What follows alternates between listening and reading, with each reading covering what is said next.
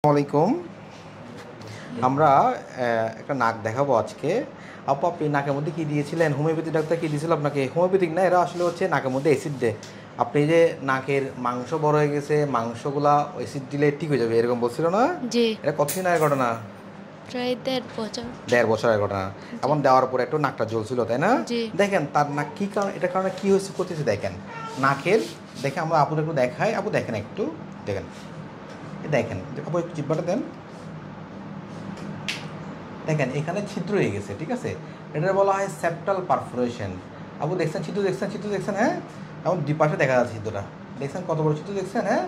এবং এগুলো হয়েছে কেন? উনি নাকের মধ্যে অ্যাসিড দেওয়ার কারণে নাকের মাংস পুরানোর নামে যেটা এই যে বিজ্ঞাপন দেওয়া হয় বিভিন্ন জায়গায়, ওই বিজ্ঞাপনগুলো দেখে আপনি ওখানে গেছিলেন, তাই না? জি।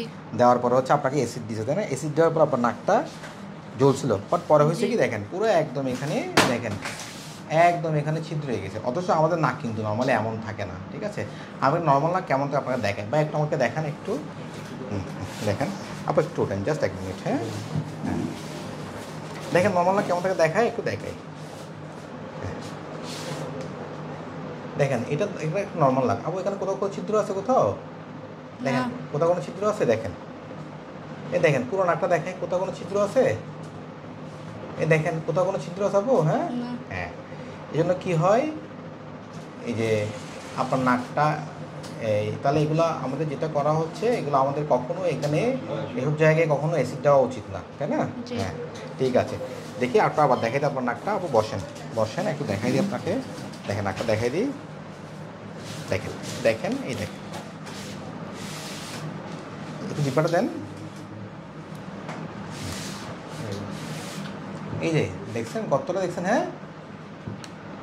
এটা বলা সেপ্টাল পারফোরেশন। তাহলে আমাদের কাছে সবার কাছে মেসেজ হচ্ছে এটাই, আসলে এসব জায়গায় গিয়ে নাকের মাংস পুরানো করতে কখনোই যাওয়া উচিত না। এভাবে নাকের মাংস পুরানো যায় না, ওটা নাকের ক্ষতি হয়।